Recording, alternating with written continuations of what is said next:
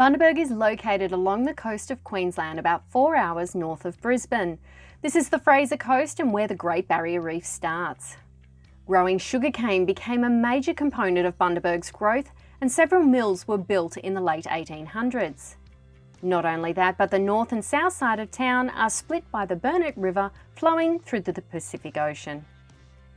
Hi guys, Chris here, and if I've learned anything from living and visiting the Bundaberg region, there is such a variety of things to do in the area, and I'm here to go through some of them today. So in no particular order, let's get to the list.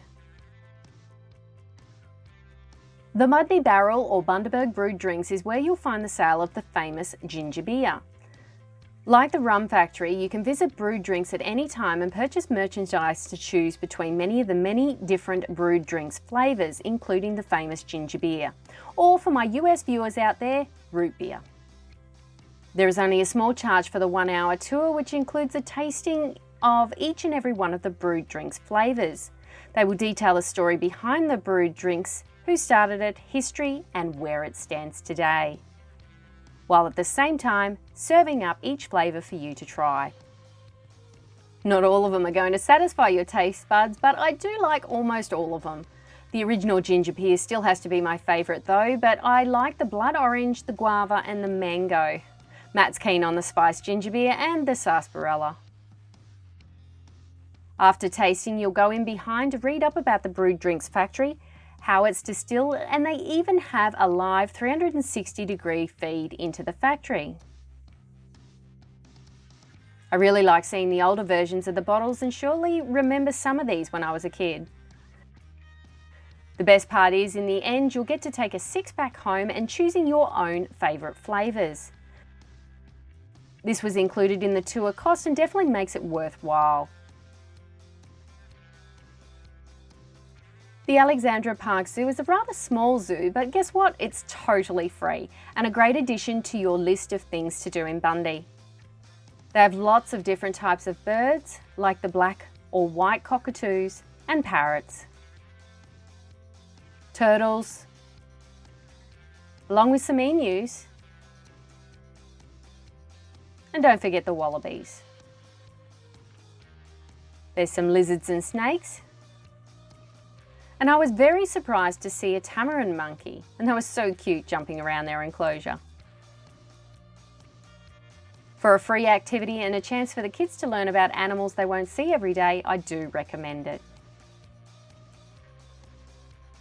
The Kalki Moon Distillery range is gaining a lot of popularity, and you can come and check it out in Bundaberg.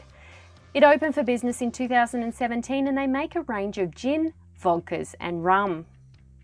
You can walk in and purchase direct from the factory at any time, along with their branded merchandise, along with having a couple of drinks in the beer garden. They hold 1-hour tours in the factory twice a week and give you a look around and show their products and how they're made, the ingredients they use for the different flavours and their production. It's interesting to learn about how the alcohol is made, the brewing process, how long it takes to make, and the flavours produced depending on what's been used in the barrels previously. The bar floor is open for drinks and functions and has a nice rustic area to relax and chill with a couple of drinks. Included in the tour cost is a couple of sample drinks, and I had the owner Rick make me one of his best cocktails with a mix of pink gin and the mango brewed drink. This was definitely a drink that I will be having again. Can you believe I've never tried pink gin before, but I ended up bringing a bottle home with me.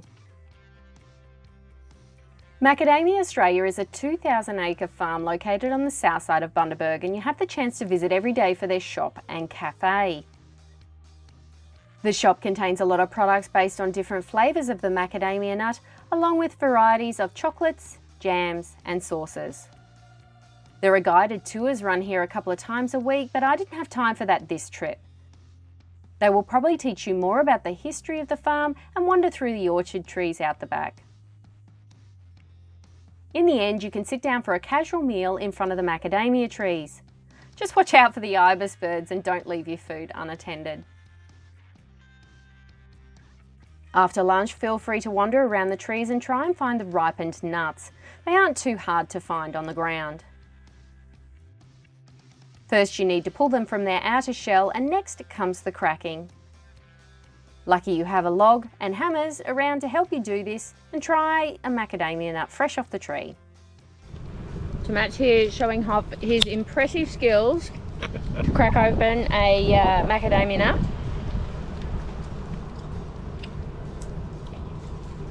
There you go. We found a few on the ground here, so... Oh, that one got away with it. Smash it!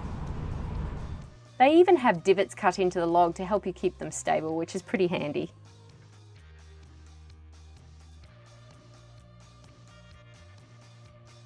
There is a boardwalk and walking paths around the Baldwin Swamp Environmental Park.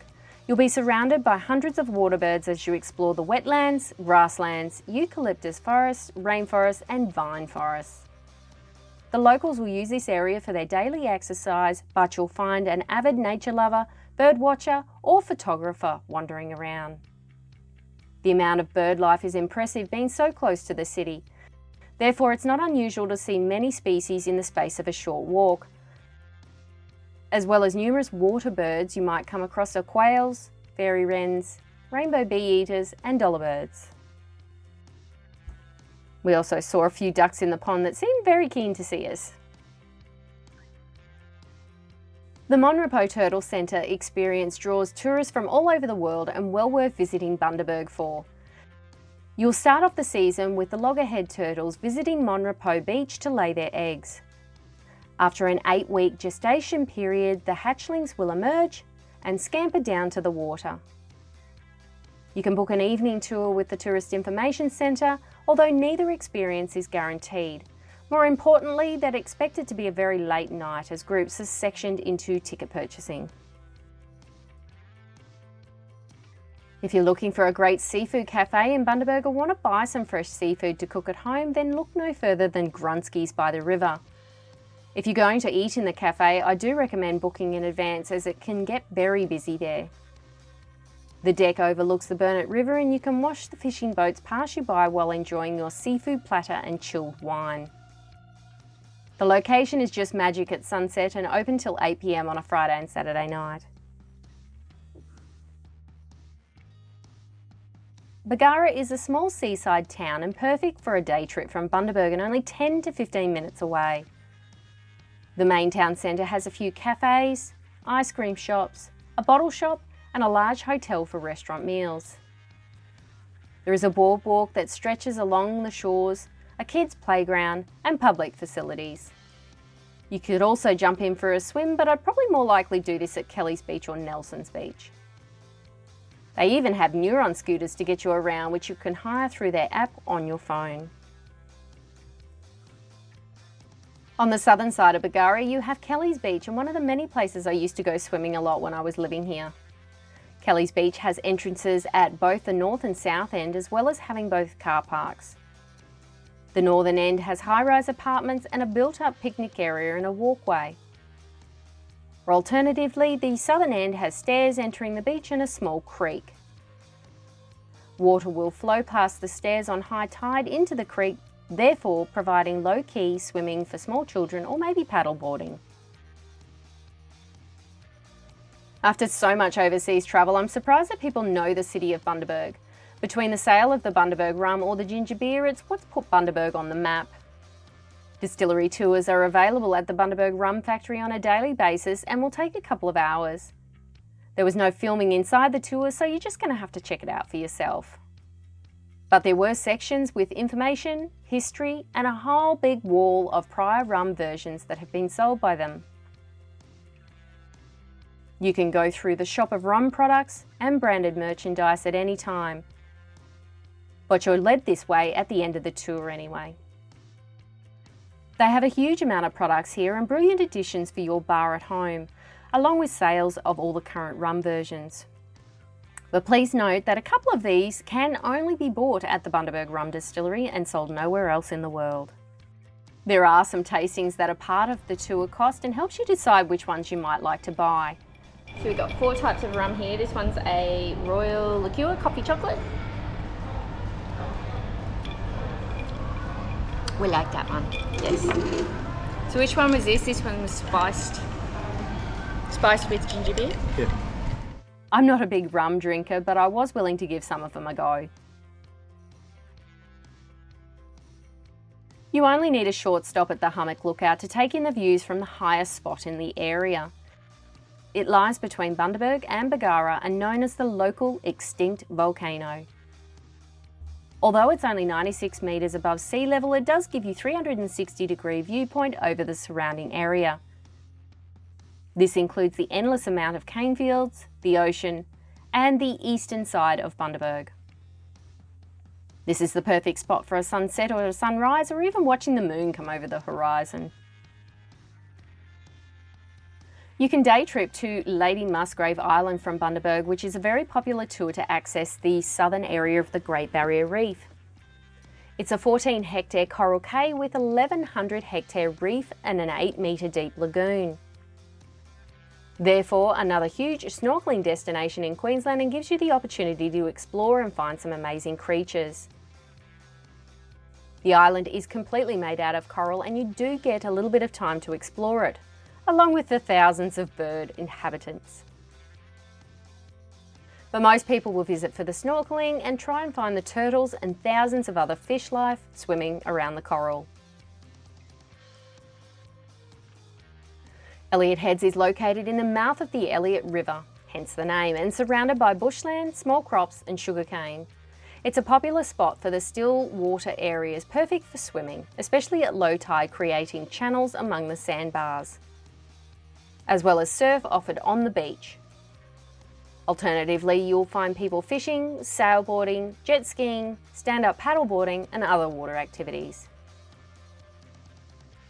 Natural rock pools are pretty popular these days, and there are some you can find at Elliott Heads. Just make sure it's low tide, otherwise you won't be able to see them or actually get near them. Start walking out to the beach as you come into low tide, and it'll take about 10 to 15 minutes to walk out there. Then it's just tracking down the pools in between all the rocks. There are a few pools around, so just find the one that's easiest for you to sit or stand in. It was a cold and windy day for us, so no swimming, but there were a couple of others giving it a go. The low tide traps small fish, so bring along a snorkel too, otherwise you can just sit back and relax. There are about 1,000 people who live in Woodgate, which brings some great options for holiday homes, units and camping, along with exploring some of the Burrum Coast National Park areas. If you're taking a day trip from Bundaberg, it'll take about 45 minutes to drive. Activities include relaxing, four-wheel driving, watching the shorebirds, kayaking, paddleboarding, swimming or fishing. The majority of the coastline of Woodgate and Theolodite Creek consists of 16 kilometres of white sandy beaches, making it a popular holiday destination. The beach itself is calm, being protected by Fraser Island. As low tide emerges, sandbars allowing you to walk out further and explore. You can visit Tinnaberry's farm all year round for ice cream and to have a look around, but in season they'll also sell fresh strawberries, or you can actually go out into the fields and pick your own.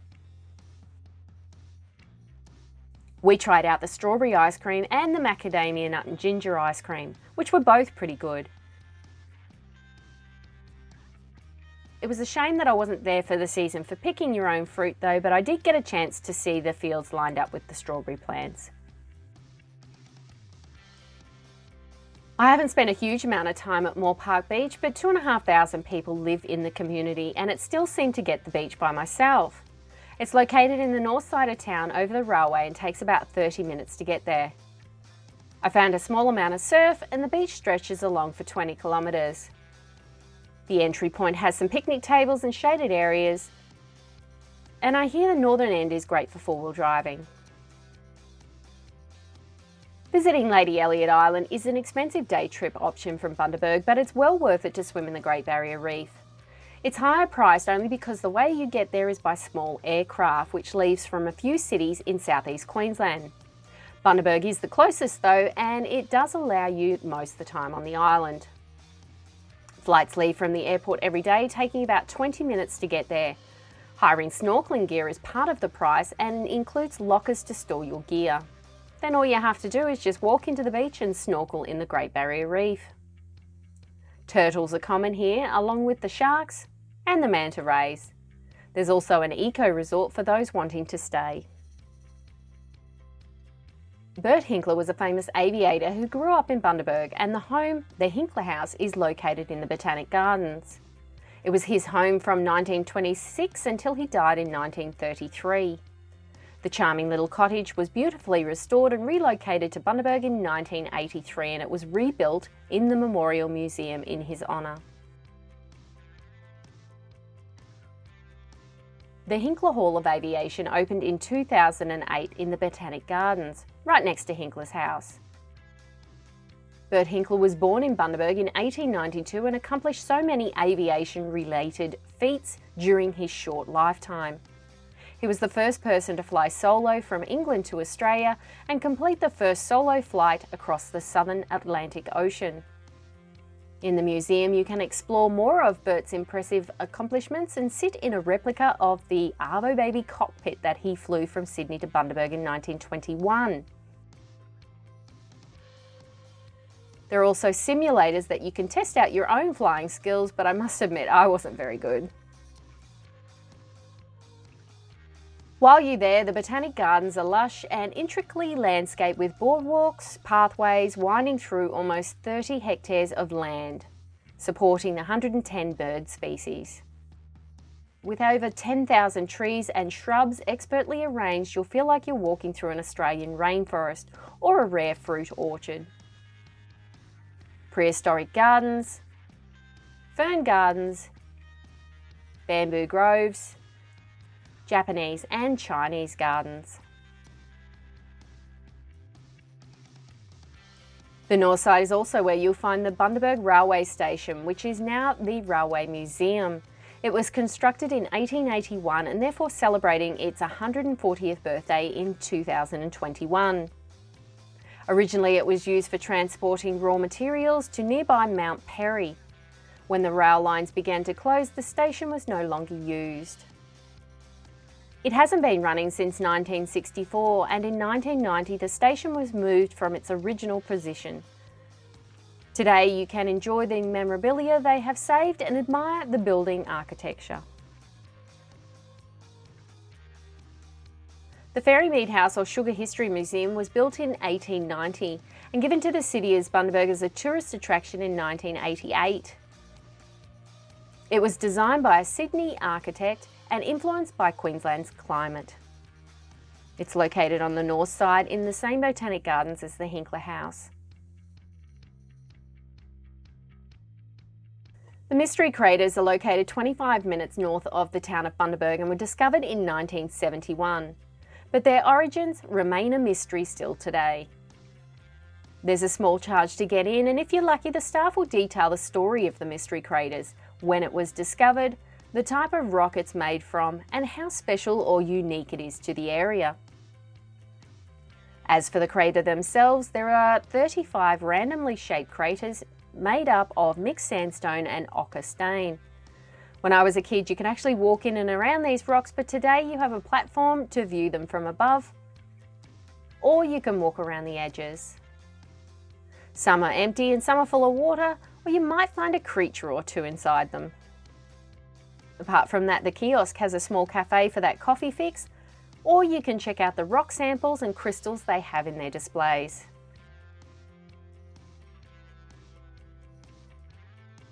Mount Walsh National Park is located about 1.5 hours inland from Bundaberg. Most people will visit the area for the summit climb, but I do love the Utopia rock pools for swimming. There's only a 30-minute hike to get into the falls, and you'll arrive at several different pools cascading down each other.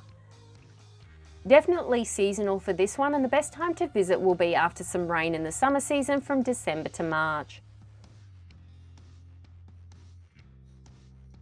The Bulboonda Tunnel is an abandoned heritage listed railway tunnel made in the 1880s. It's about 192 metres long and the longest unsupported man-made tunnel in Queensland. Doesn't take much to see it, but since there's only one lane and it goes both ways, you might have to wait for other traffic. There are also microbats living in the dark sections of the cave. Bundaberg CBD as it stands today was established in the late 19th century and admired by many visiting tourists. Luckily, a large portion of the original architecture from that era is still standing today. Not only that, but you have the famous Wailing Wall mural painted 6 stories high and can be seen from hundreds of metres away. This was painted by Robert Wyland in 1990. Particularly on Main Borbong Street, it hosts several independent shops, hotels, restaurants, bars, cafes, and your main shopping district. It can get pretty busy here at peak times with the traffic, but great for anyone looking to see some of the old buildings. Any other shopping needs can also be done at the shopping centres like Hinkler Place or Sugarland, which is out near the airport. This hosts hundreds of well-known brands in cafes, shops, groceries and retailers, and you're sure to pick up what you need. Did you know that Bundaberg's Burnet Bridge was the starting scene of the 1989 film The Delinquents, starring Kylie Minogue? It has 2 lanes of traffic and a separate section for pedestrians. There are 8 50-metre steel trusses totalling over 400 metres long, along with it being supported by 7 iron cylinder piers filled with concrete. It connects the north side of Bundaberg with the south, and it's used by over 16,000 motorists each day. Well, that's it for my list of things to do in Bundaberg, but if you're looking for more places to stop along the Queensland coast, please click here for my playlist on Brisbane to Cairns. Thanks for watching, guys, and I'll see you for the next one.